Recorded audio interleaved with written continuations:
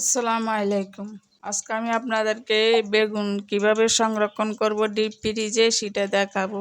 বেগুনের জন্য তৈরি করার জন্য, কারণ সব সময় বেগুন কেটে বেগুনি তৈরি করা অনেক ঝামেলা রোজার দিন, কারণ একসাথে অনেকগুলো নাস্তা তৈরি করা হয়।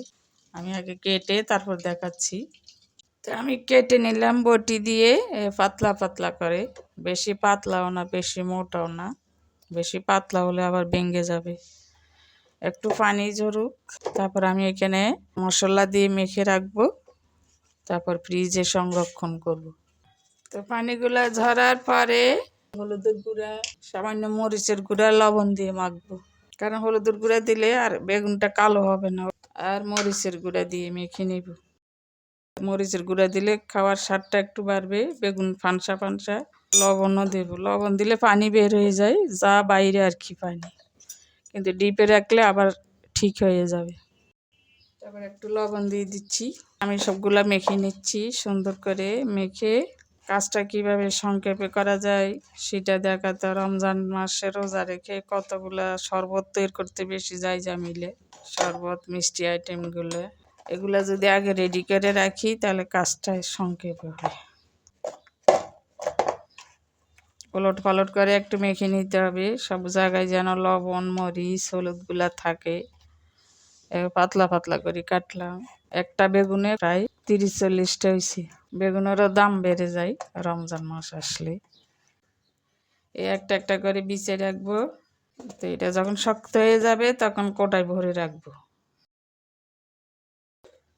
তো এভাবে রেখে দিব ফ্রিজে। শক্ত হয়ে আসলে 2 ঘন্টা 3 ঘন্টা পরে কোটায় রাখবো। তো আমি আপনাদেরকে দেখাচ্ছি কিভাবে করি। যেগুলো আমি আগে রেখেছি এগুলো আজকে ভুনবো বিকেলবেলা। আমি তো প্রায় সময় বুট ভাজি খাই।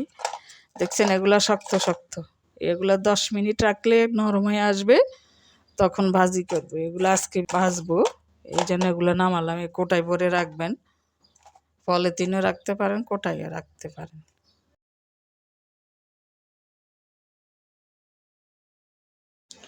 আমি এখন বেসন নিচ্ছি।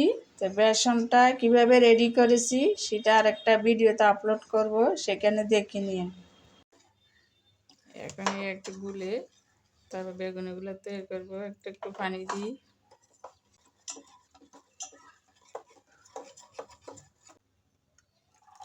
আর একটু হালকা পানি দিয়ে নরম করি। এগুলো এখন ভাজি করবো, আর একটু নরম হয়ে আসুক, তো ভেজে নিব।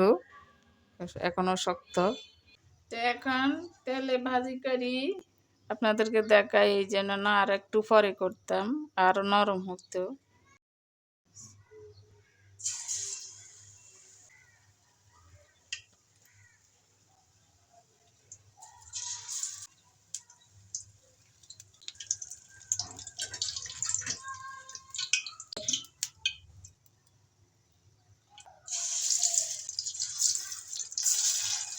একটু ভেজে আপনাদেরকে দেখালাম। তো আজ এই পর্যন্ত। ভালো থাকেন, সুস্থ থাকেন। আল্লাহ হাফেজ।